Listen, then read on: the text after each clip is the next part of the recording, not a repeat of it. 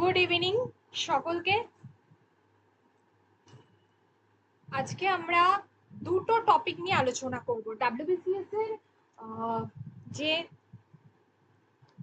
Men's, এখানে যে টপিকগুলি রয়েছে অর্থাৎ পত্র রচনা, বোধ পরীক্ষণ, এছাড়াও রয়েছে ভাবার্থ, প্রতিবেদন আর বঙ্গানুবাদ, 5টা টপিক। সেখানে অনেকের বিভিন্ন প্রশ্ন রয়েছে। ডাব্লিউবিসিএস ডেসক্রিপটিভ, মিসলেনিয়াস ডেসক্রিপটিভ নিয়ে অনেক প্রশ্ন থাকে। যে কমন 3টে পার্ট ওটা আমরা সবসময় আগে করব, যেটা হলো ডাব্লিউবিসিএস এর বঙ্গানুবাদ আর প্রতিবেদন আর হচ্ছে ভাবার্থ। তো সেই ক্ষেত্রে বলবো যে কিভাবে একটা ভালো প্রতিবেদন লেখা যাবে। ভালো প্রতিবেদন মানে কিন্তু কখনোই তার অর্থ কখনোই কিন্তু খুব কঠিন ভাষায় বাংলা লেখা নয়, বরং একদম সহজ সরল ভাষায় লেখা। আচ্ছা, সবার প্রথমে এটা বলবো যে সোশ্যাল মিডিয়াতে একাধিক প্রশ্ন থাকে সব সময়। আমি যতটা পারছি ক্লাসগুলো দেওয়ার চেষ্টা করছি। ফ্রি ক্লাস আপনারা অনেকেই দেখছেন, আমি লক্ষ্য করেছি ইউটিউবে। অবশ্যই ভালো লাগলে আপনারা কমেন্টসে জানাচ্ছেন, থ্যাংক ইউ সকলকে। আর সেই ক্ষেত্রে বলবো যে যারা পড়তে চাইছেন তো সেই ক্ষেত্রে মাত্র প্রথম 15 জনকেই নেওয়া পসিবল হবে। তার কারণ ব্যক্তিগতভাবে আমার ফেসবুক পেজ দেখে বুঝতে পারছেন যে আমার হয়তো মিডিয়া সেক্টরে থাকার জন্য লেখা আমাকে সবসময় লিখতে হয়, এবং সেই জন্যই আপনাদের কাছে এটা আরো বেটার ভাবে উপস্থাপিত করতে পারবো। আর যাকে প্রথমে যেটা বলবো যে আজকের ফার্স্ট বিষয়, আজকে আমরা দুটো বিষয় নিয়ে আলোচনা করব। একটা প্রতিবেদন কিভাবে লিখতে হয়, যেটা আগের দিনও দেখিয়েছি, আজকেও দেখাবো, বলবো। নেক্সট আরেকটা টপিক যেটা নিয়ে বলবো সেটা হচ্ছে ভাবার্থ। সবার ফার্স্টে আসি যে প্রতিবেদন।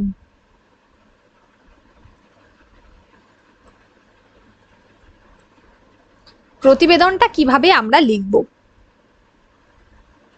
এই ক্ষেত্রে যে বিষয়টা বলবো সেটা হচ্ছে যে প্রথমে কেন আমরা প্রতিবেদন যখনই লিখব একটা কি করব, ফার্স্টেই হচ্ছে একটা হেডলাইন করব, যেটাকে আমরা বাংলায় বলি শিরোনাম। ওকে, শিরোনাম। এবার এক্ষেত্রে এই যে শিরোনাম,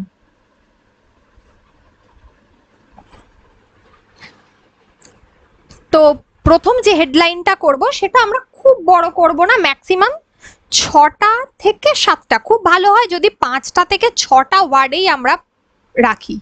5 থেকে 6টা ওয়ার্ডস দিয়ে আমরা যদি শিরোনামটা তৈরি করি সেটা সব থেকে বেটার হবে।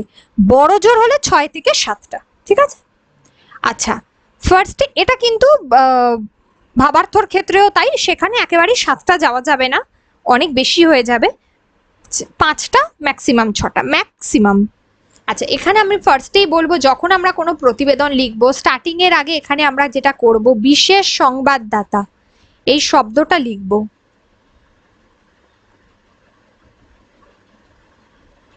আচ্ছা, বিশেষ সংবাদদাতা লিখতে পারি, নিজস্ব সংবাদদাতা লিখতে পারি, যে কোনো একটা আমরা লিখব।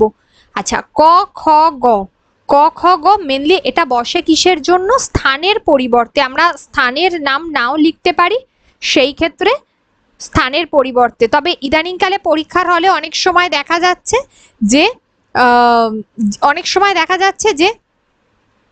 হয়তো স্থানের নাম লিখতে পারছেন কিছু পরীক্ষায়, সেই ক্ষেত্রে আপনারা লিখবেন। কিন্তু যদি কোথাও লিখে দেওয়া থাকে যে না স্থানের নাম তারিখ উল্লেখ করবেন না, তাহলে সেই ক্ষেত্রে স্থানের পরিবর্তে ক খ গ আর তারিখের পরিবর্তে 1 2 3। 1 2 3 লেখার ক্ষেত্রে মনে রাখবেন 1 2 3 কেউ লিখে আসবেন না বাংলার ক্ষেত্রে, সেটা ইংরেজির ক্ষেত্রে লিখতে পারেন, ঠিক আছে? আচ্ছা, এখানে একটা জিনিস বলবো, এই যে কোলনটা যখন দিচ্ছেন, আমি তো এইভাবে লিখে দিয়েছি এখানে জায়গার জন্য, তা আপনারা যখন এখান থেকে লিখবেন বিশেষ সংবাদদাতা একটা কমা দেবেন, দিয়ে ক খ গ, তারপর একটা কমা দিয়ে 1 2 3 দিয়ে জাস্ট এই, ঠিক আছে? এই ড্যাশ দেওয়ার কোনো প্রয়োজন নেই। ওকে, ড্যাশ দেবেন না, জাস্ট একটা কোলন দিয়ে স্টার্ট করবেন। তো এই যে বিষয়টা যে আমরা এটাকে আমি এটাকে প্রশ্ন রেখেছি, আপনারা প্রশ্ন নাও রাখতে পারেন, শিরোনামে এটাও দিতে পারেন যে সাম্প্রতিককালে কর্মক্ষেত্রে ভারতীয় নারীর অবস্থান, এটাও করা যেতে পারে, ঠিক আছে? সাম্প্রতিককালে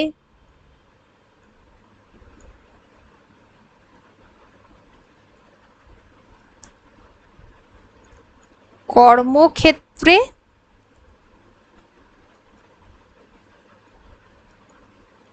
ভারতীয় নারীর অবস্থান। এটাকে আপনারা হেডিং করতে পারেন, ঠিক আছে, বা কর্মক্ষেত্রে ভারতীয় নারীর অবস্থান। আমি ওপরে একটা দিয়েছি যে কর্মক্ষেত্রে ভারতীয় নারীরা এখনো কেন পিছিয়ে, ঠিক আছে। এটা ভারতের কর্মক্ষেত্রে নারীদের উপস্থিতি আগের তুলনায় বাড়লেও সমতার লক্ষ্য এখনো অনেক দূরে, মানে সাম্যতা অর্থাৎ সমান, আমরা যে বলি না যে নারী পুরুষের সমান অধিকার, সেই বিষয়টা। একটা বিষয় বলবো, যখন কোনো প্রতিবেদন লিখছেন, এই জাতীয় প্রতিবেদন লিখছেন, কোনো তথ্য দেওয়ার প্রয়োজন অনেক যেখানে বেশি, সেখানে তথ্য দেওয়ার চেষ্টা করবেন। কোনো জায়গা থেকে কোনো সমীক্ষা পেলে সেটা অথেন্টিক সমীক্ষা হলে সেটা লিখবেন, নাম্বার 1। নাম্বার 2 হচ্ছে সেই সমীক্ষাটা কোথা থেকে নেওয়া হয়েছে সেটা লিখতে পারেন। নাম্বার 3 হচ্ছে যেটা হলো যে সমীক্ষা অবশ্যই যেন সঠিক সমীক্ষা হয়, ঠিক আছে, অথেন্টিক সোর্স যেন হয়, সেটা খুব গুরুত্বপূর্ণ। নিজেরা বানিয়ে কোনো সমীক্ষা লিখবেন না বা কোনো তথ্য দেবেন না, এই জায়গাগুলো একটু খেয়াল রাখবেন। সমান শিক্ষাগত যোগ্যতা এবং অভিজ্ঞতা থাকা সত্ত্বেও অধিকাংশ নারী নিয়োগ, বেতন এবং পদোন্নতির ক্ষেত্রে লিঙ্গ ভিত্তিক বৈষম্যের শিকার হন। তাহলে কোন কোন ক্ষেত্রগুলো কি কি? একটা হচ্ছে নারী নিয়োগ, বেতন এবং পদোন্নতির ক্ষেত্রে লিঙ্গ ভিত্তিক বৈষম্যের শিকার হন। বিভিন্ন সমীক্ষা বলছে যে কর্মক্ষেত্রে নারী পুরুষের নিয়োগের ব্যবধানের প্রায় 98% ক্ষেত্রেই লিঙ্গ বৈষম্য একটা বড় কারণ। মানে তাহলে মেয়েদের ক্ষেত্রে বা নারীদের ক্ষেত্রে প্রধান যে চ্যালেঞ্জ তাদের পথে, যেটা প্রধান যে সমস্যা, সেটা কিন্তু লিঙ্গ বৈষম্য, মানে পুরুষের সঙ্গে তার একটা তুলনা করা হয়। তবে সবচেয়ে বড় বাধা হিসেবে উঠে এসেছে পারিবারিক দায়িত্ব। এবারে যে যে জায়গাগুলোকে এখানে পয়েন্ট আউট করা হয়েছে, যে কোন কোন জায়গাগুলো সমস্যা রয়েছে। পারিবারিক দায়িত্ব, দেশে প্রতি 8 জনে 10 জনের মধ্যে 8 জনের বেশি নারী পরিবারের সদস্যদের দেখাশোনার জন্য দায়িত্ব কর্মসংস্থানের জন্য আবেদনই করেন না। এটা একটা বড় বিষয়। আমরা এটা লক্ষ্য করলেই দেখি যে একটা হয়তো কোনো একজন নারী যে বিয়ের আগে কাজ করত, কিন্তু দেখা যাচ্ছে বিয়ের পর এবং তাকে আর একটা পরিবারের দায়িত্ব নিতে হচ্ছে এবং ভবিষ্যতে যদি সন্তানের দায়িত্ব নিতে হয়, সেক্ষেত্রে দেখা যায় যে না, আমি কাজটা ছেড়ে দিলাম আমার সন্তানের জন্য। এটা কিন্তু একটা বড় কারণ, সমস্যা সমাজের, যেদিক থেকে পাশ্চাত্য দেশগুলো কিন্তু অনেকটাই এগিয়ে। কর্মরত নারীদের 63% এবং কর্মজীবী মায়েদের 69% জানাচ্ছেন এই তথ্যগুলো খুব গুরুত্বপূর্ণ। সংসারের দায়িত্ব তাদের পেশাগত অগ্রগতিকে বাধাগ্রস্ত করেছে। প্রতি 10 জনের মধ্যে 7 জন নারী মনে করেন পারিবারিক দায়িত্বই তাদের কর্মোন্নতির পথে প্রধান অন্তরায়, ঠিক আছে। সরকার এই বৈষম্য কমাতে সমান কাজের জন্য সমান পারিশ্রমিকের আইন চালু করেছে। সবেতন ছুটি, মানে ছুটি থাকলেও সে বেতন পাবে, বেতন সহ। কর্মস্থলে যৌন হয়রানি একদম একটা বড় সমস্যা, প্রতিরোধে অভিযোগ নিষ্পত্তির বাধ্যতামূলক ব্যবস্থা চালু করা হয়েছে। পাশাপাশি নারীদের নিরাপদ কর্মপরিবেশ, নেতৃত্বে অংশগ্রহণ এবং কর্মসংস্থানের সুযোগ যেটা খুবই গুরুত্বপূর্ণ, বাড়ানোর উদ্যোগও নেওয়া হয়েছে। এগুলো সবই কার তরফ থেকে করা হয়েছে? সরকার। এই প্রসঙ্গে একটা কথা বলবো, যখন আমরা কোনো প্রতিবেদন লিখব সেই ক্ষেত্রে আমার আপনার মতামতটা দেবেন না। কোনো বিশেষ কোনো ব্যক্তি বা সরকার যারা মোটামুটি ভাবে নীতি নির্ধারণ করেন বা কোনো রকম যারা দায়িত্ব পালন করেন বা যারা সমাজের উচ্চ স্থানে রয়েছে, যারা কোনো একটা কি বলবো আইন প্রণয়ন করার যাদের অধিকার রয়েছে, সেটা সুপ্রিম কোর্ট হতে পারে, সেটা সরকার হতে পারে, এনাদের কথা উল্লেখ করবেন, ঠিক আছে। বিশেষজ্ঞদের মতে শুধু আইন নয়, পরিবার, সমাজ, কর্মক্ষেত্র এবং সরকারের সম্মিলিত উদ্যোগেই কর্মজগতে নারীর প্রকৃত সমতা এবং ক্ষমতায়ন নিশ্চিত করা সম্ভব। ক্ষমতায়ন, এম্পাওয়ারমেন্ট, ঠিক আছে, এই পদ্ধতিগুলোতেই করা সম্ভব। এই প্রসঙ্গে একটা বিষয় বলে দেব যে এই যে অথেন্টিক যে সমস্ত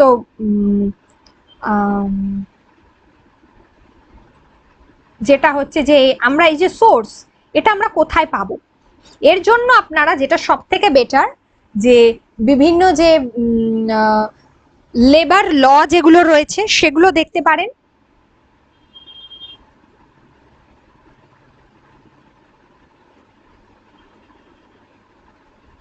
এছাড়া আপনারা যে সমস্ত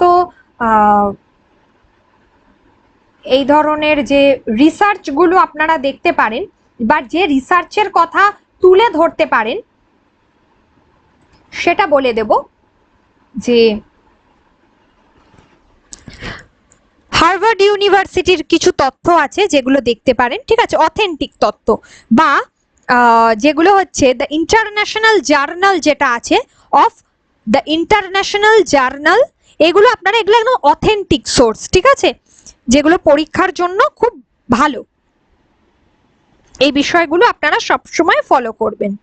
Indian psychology, international journal of Indian psychology, the international journal of Indian psychology, এই যে তথ্যগুলো আছে এই জায়গাগুলো থেকে আপনারা সোর্স নিতে পারেন। সবার ক্ষেত্রে একরকম হবে না, বারবার বলছি, যেটা সোর্স হচ্ছে যেখান থেকে আপনি অথেন্টিক তথ্য পাবেন, অর্থাৎ যেটাকে আমরা বলবো এগুলো হলো সোর্স, আর যেটা হচ্ছে ইনফরমেশন, অর্থাৎ যেটাকে আমরা বলি ডেটা। এই ডেটাগুলো আপনারা কোথা থেকে পাবেন, ঠিক আছে, অথেন্টিক তথ্যগুলো এখান থেকে নিতে পারেন, যে যে জায়গাগুলো বললাম। আচ্ছা, এছাড়াও আরেকটা নিতে পারেন, যে কটা বলছি, আরেকটা নিতে পারেন যে Indian women in the work place, ঠিক আছে, এটাও আপনারা দেখতে পারেন। এটা হচ্ছে দিয়েছেন নর্থ ইস্টার্ন হিল ইউনিভার্সিটির একজন প্রফেসর আছেন, যিনি দিয়েছেন, ঠিক আছে, এই বিষয়গুলো আপনারা দেখতে পারেন।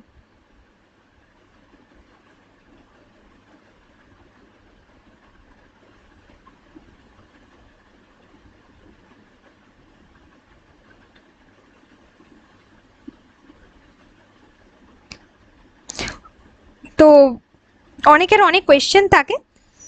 Even national institute of health, government sector, national institute of health, এখান থেকেও দেখতে পারেন, ঠিক আছে। তাহলে রিসার্চ যে জায়গাগুলো আমি সোর্সগুলো বললাম আপনাদেরকে,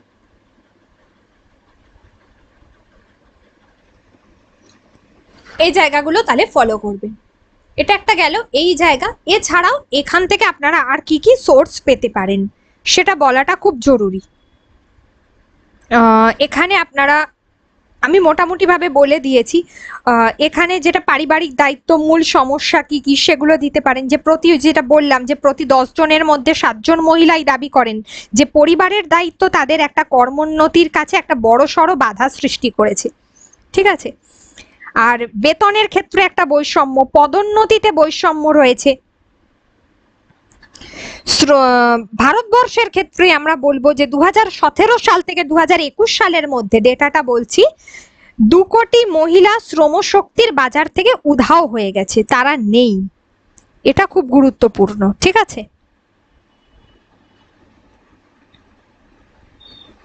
1976 সালের একটা আইন, যেখানে সমান পারিশ্রমিক আইন, এই যে আমি বললাম যে সমান পারিশ্রমিক দেওয়া হবে, এটা কোন আইনের উপর বেস করে এই জিনিসটা বলা হয়েছে, ঠিক আছে। এটা তো একটা বড় সমস্যা, সেটা উল্লেখ করতে পারেন সেক্ষেত্রে। যেটা হচ্ছে যে 1976 সালের আইন। এই একটা ভালো লেখা লিখতে গেলে যদি আপনারা একটু ঠিকভাবে পড়ে লেখেন এবং সহজ ভাষায়, একদম পাতি বাংলা ভাষায়, ঠিক আছে, যেটাকে বলা যায়, তাহলে সেটা অনেক বেটার হবে। 1976 সালের যে সমান পারিশ্রমিক আইন,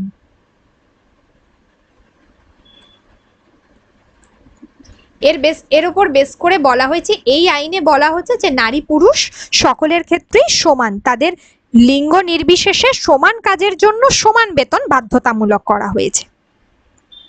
এছাড়াও 2017 সালে সংশোধিত মাতৃত্বকালীন সুবিধা আইন অনুযায়ী কর্মজীবী মহিলাদের প্রথম 2 সন্তানের ক্ষেত্রে 26 সপ্তাহ এবং তারপরে তৃতীয় সন্তান বা পরবর্তী সন্তানের ক্ষেত্রে 12 সপ্তাহর সবেতন ছুটি কিন্তু মঞ্জুর করা হয়।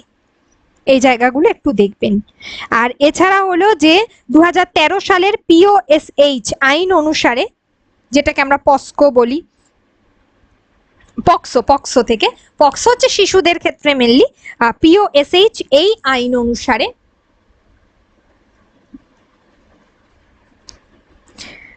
প্রতিটি প্রতিষ্ঠানকে যৌন হয়রানির অভিযোগের ভিত্তিতে সমাধানের জন্য অভ্যন্তরীণ একটা অভিযোগ কমিটি প্রতিষ্ঠা করতে হবে। ঠিক আছে, এগুলো খুব গুরুত্বপূর্ণ, এগুলো উল্লেখ করতে পারেন লেখার মধ্যে। কর্মস্থলে নিরাপত্তা এবং সহায়তা কর্মক্ষেত্রে নারী বান্ধব পরিবেশ তৈরি করতে পারে, এগুলো উল্লেখ করবেন।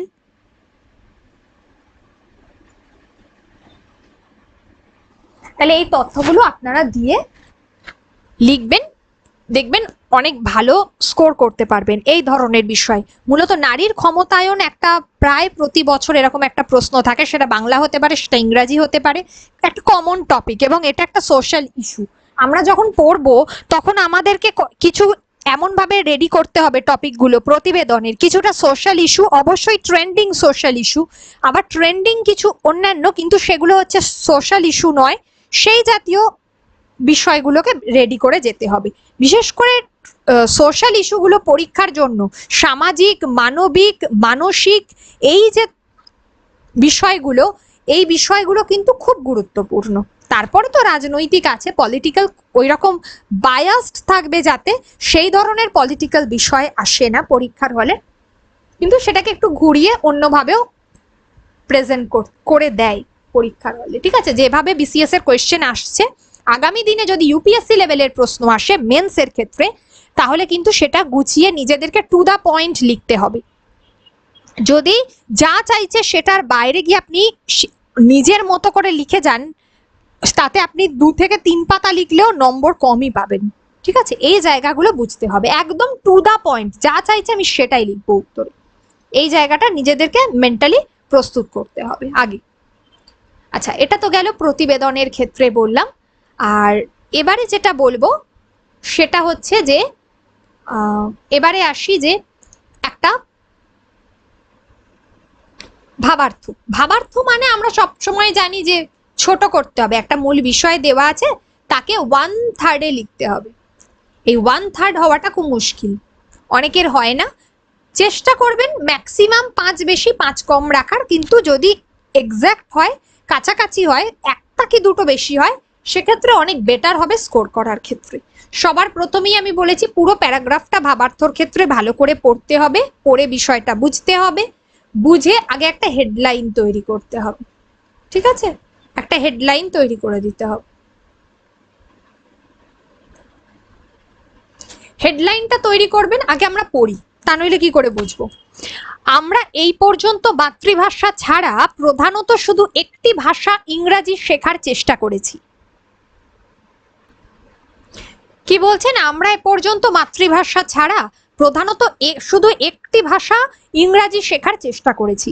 ইংরাজি ভাষা শেখার 3টি উদ্দেশ্য: জীবিকা নির্বাহ করা, ভিন্ন দেশবাসীর সঙ্গে কথাবার্তা, মানে আমরা বেশি চাই যে আমরা আমাদের মাতৃভাষাটা শিখবো আর ইংরাজিটা শিখে নেব। ইংরাজি শেখার উদ্দেশ্যগুলো এখানে বলেছে যে জীবিকা নির্বাহ করা, মানে এটা আমাদের অফিস, আমাদের পেশাগত জীবনে খুব লাগে, কর্মক্ষেত্রে। ভিন্ন দেশ, অন্যান্য দেশের মানুষের সঙ্গে ইংরাজিতে কথা বলা। আমরা দেখেছি যে বিভিন্ন রাজ্যগুলোতে, এটা আমরা আমাদের দেশের ক্ষেত্রে বলছি, আমরা যদি সাউথে যাই, আমরা যদি মহারাষ্ট্রে যাই, দেখবো একটা ভাষাতেই কাজ চলে, সেটা হচ্ছে শুধুমাত্র ইংলিশ।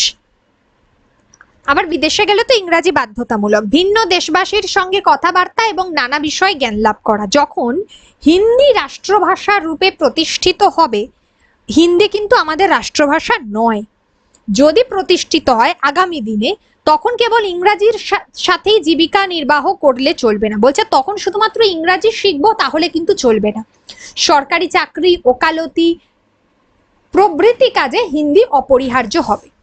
এক কথায় আমরা এই জায়গাটাকে বলে দিই, এটা একটা উদাহরণ। ঠিক আছে, আমি যেটা বলছিলাম যে উদাহরণের ক্ষেত্রে বাদ দিতে হবে। কোনটা উদাহরণ আমরা কি করে বুঝবো? এইটা উদাহরণ। এক্ষেত্রে এটাকে আমরা একসঙ্গে কি বলতে পারি? বলতে তো পারি যে আমাদের কর্মক্ষেত্রে, কর্মক্ষেত্রে বলতে পারি, পেশাগত জগতে বলতে পারি।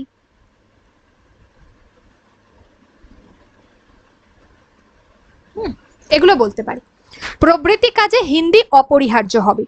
ভারতের অন্য প্রদেশবাসীর সঙ্গে হিন্দিতেই কথাবার্তা বলতে হবে, কিন্তু যারা উচ্চশিক্ষা লাভ করতে চান অথবা পৃথিবীর সকল দেশের সঙ্গে যোগাযোগ রাখতে চান তাদের ইংরাজিও শিখতে হবে।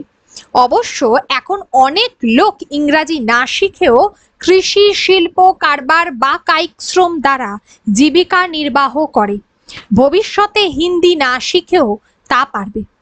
ঠিক আছে, তাহলে শুধুমাত্র বলছে যে অবশ্য এখন যেমন অনেক লোক ইংরাজি না শিখেও কৃষি, শিল্প, কারবার অর্থাৎ মাতৃভাষার একটা প্রচলনের জায়গা এখন শুরু হয়েছে।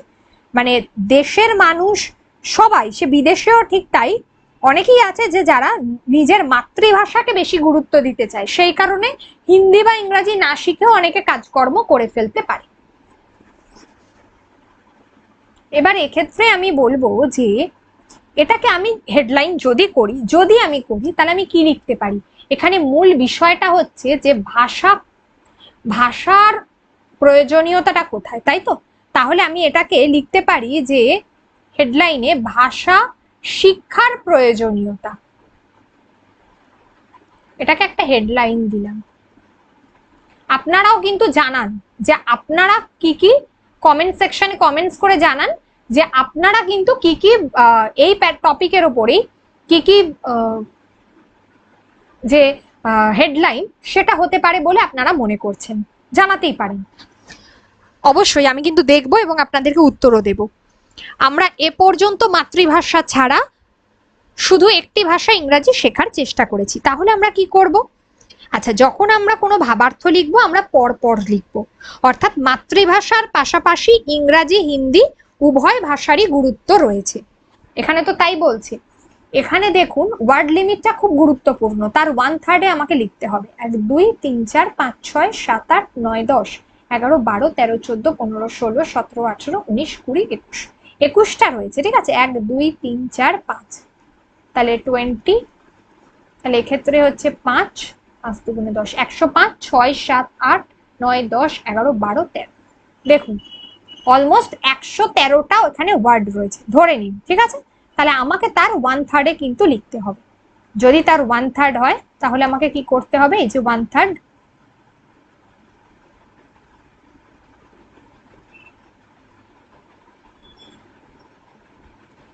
37 থেকে 40টার মধ্যে আপনাকে কিন্তু লিখতে হবে।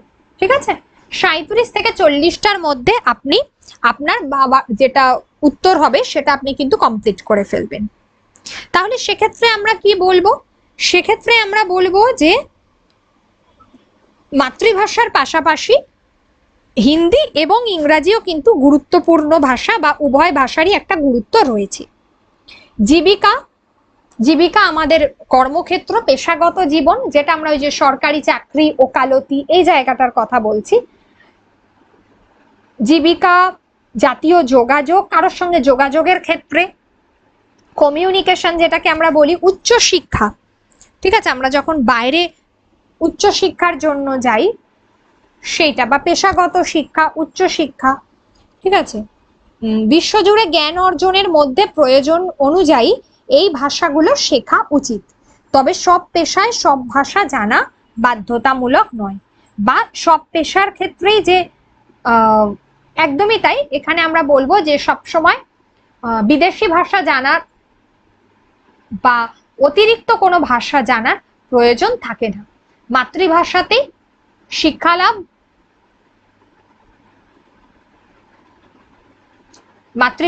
শিক্ষা লাভ করা সম্ভব। তো এক্ষেত্রে আমাদের যেহেতু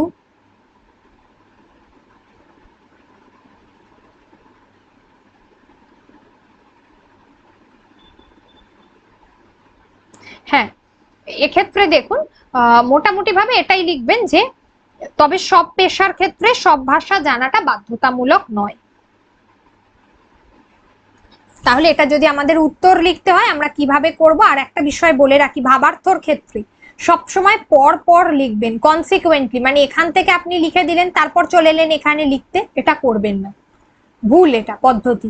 পর পর করবেন। ধরুন আমি ফার্স্টে বলছি আমরা এ পর্যন্ত মাতৃভাষা ছাড়া প্রধানত আর 2-1টি ইংরাজি শেখার চেষ্টা করেছি, আর একটি ভাষা ইংরাজি শেখার চেষ্টা করেছি। এখানে যেমন ইংরাজির কথা বলা হয়েছে, তো কিছুক্ষণ পরেই আমরা দেখছি হিন্দি ভাষার কথা বলা হয়েছে, তাহলে আমরা দুটোকেই এক জায়গায় করে নিই।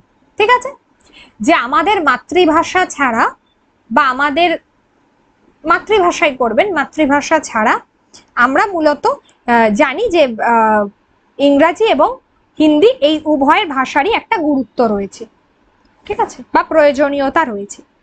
কি কি ক্ষেত্রে? এই যে জীবিকা নির্বাহ করা, ভিন্ন দেশবাসীর সঙ্গে কথাবার্তা অর্থাৎ কর্মক্ষেত্রে বা পেশাগত জগতে, বা বিভিন্ন উচ্চশিক্ষার ক্ষেত্রে বিশ্বজুড়ে কি হচ্ছে জ্ঞান অর্জনের জন্য প্রয়োজন হয় বিদেশি ভাষা, ঠিক আছে। বিদেশি ভাষা করব, ইংরাজি লেখার দরকার নেই। এক্ষেত্রে বলবো সবসময় প্যাসেজ থেকে ওয়ার্ড যতটা সম্ভব কমানোর চেষ্টা করবেন। প্যাসেজ থেকে শব্দ যতটা সম্ভব না লেখারই চেষ্টা করবেন, ঠিক আছে। সমার্থক শব্দ দেবেন, বাড়িতে বারবার লেখা প্র্যাকটিস করুন, খাতা লাল কালিতে ভরে যাক, কিন্তু লিখুন। না লিখলে কিন্তু শুধুমাত্র মুখস্থ করে কিন্তু হবে না, ডেসক্রিপটিভ ওইভাবে হয় না। পেন নিয়ে খাতা নিয়ে বসে পড়তে হবে, ভুল হোক, প্রথম দিন প্রচুর ভুল হবে।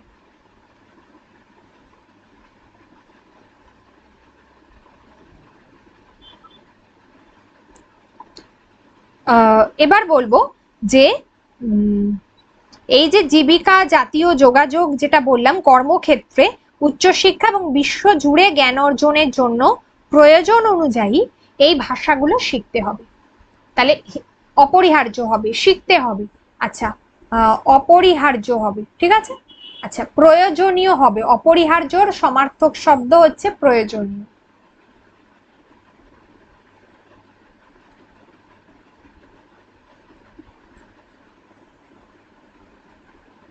ভারতের অন্য প্রদেশবাসীর সঙ্গে হিন্দিতেই কথাবার্তা বলতে হবে, কিন্তু যারা উচ্চশিক্ষা লাভ করতে চান বা পৃথিবীর সকল দেশের সঙ্গে যোগাযোগ রাখতে চান তাদের ইংরাজিও শিখতে হবে। এটা তো গেল একই কথা, আমরা রিপিটেডলি বলছি। তবে সব পেশায় সব ভাষা জানা বাধ্যতামূলক নয়, ঠিক আছে। অবশ্য এখন অনেক লোক ইংরাজি না শিখেও কৃষি, শিল্প, কারবার বা কায়িক শ্রম দ্বারা জীবিকা নির্বাহ করে। তাহলে এখন সব পেশার ক্ষেত্রে ইংরাজি শেখার বা সব ভাষা শেখার প্রয়োজনীয়তা নেই।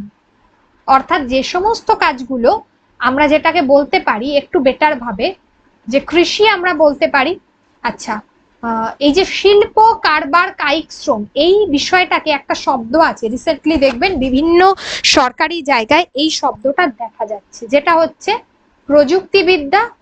আর একটা শব্দ আছে যেটা আমরা এই যে যারা ইঞ্জিনিয়ার তাদেরকে কি বলি, ঠিক আছে, মূলত তাদেরকে আমরা বলে থাকি প্রকৌশলী, ঠিক আছে।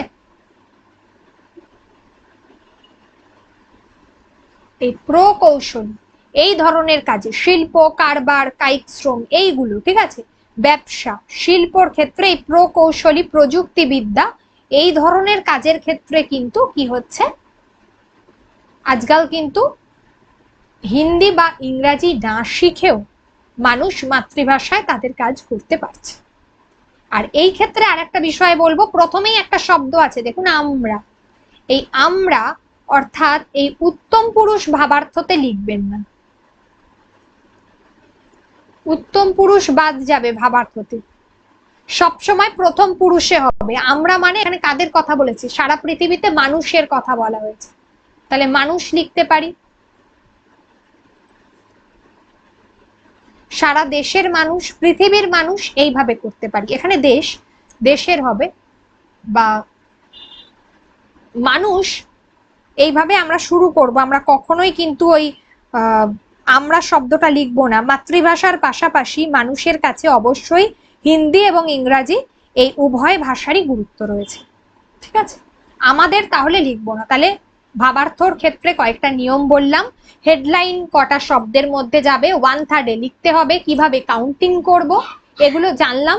আর হচ্ছে কিভাবে এই যে আমরা উত্তম পুরুষ বাদ যাবে, তোমরা, তুমি, তোমরা, আমি, আমরা এসব বাদ যাবে, ঠিক আছে। উত্তম মধ্যম বাদ, অনলি প্রথম পুরুষ। আর কোনো বিস্তৃত বর্ণনা অ্যাড করব না, প্যাসেজের ওয়ার্ড যতটা সম্ভব কমিয়ে ব্যবহার করব। আচ্ছা, এখানে সকলে দেখতে পাচ্ছে কিনা আমি জানি না, এখানে আমার উত্তরটা দেওয়া আছে।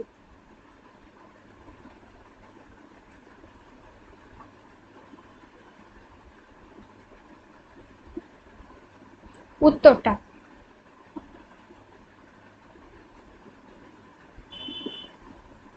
যারা চাইবেন তারা স্ক্রিনশট নিয়ে নিতে পারেন। উত্তর আমি বোল্ড করে দিলাম, একটু ছবিটা একটু বড় করে দিলাম স্ক্রিনটা। তো এই জায়গাগুলো কিন্তু খুব জরুরি, ঠিক আছে? আর একটু গ্যাপ দিয়ে দিয়ে লিখবো, তো এগুলো আমি অবশ্যই ক্লাসে বলবো, সবকিছু বারবার বলেও থাকি। আপনারা দেখতে থাকুন ক্লাস। আর যারা মনে হচ্ছে যে যেভাবে ক্লাস করা হয় সেভাবে ক্লাস করা হবে, সেই ক্ষেত্রে আপনারা আপনাদের আপনার ডেসক্রিপশন বক্সেও নাম্বার পেয়ে যাবেন, আমি এখানেও নাম্বার দিয়ে দিচ্ছি। এই নাম্বারে প্লিজ হোয়াটসঅ্যাপ করবেন, ঠিক আছে? হোয়াটসঅ্যাপ করবেন, আমি ঠিক আপনাদের সঙ্গে যোগাযোগ করে নেব।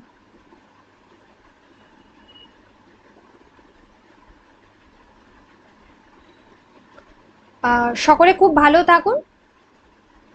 আজকে এই পর্যন্ত, আবার পরবর্তী ক্লাসের জন্য অবশ্যই অপেক্ষা করুন।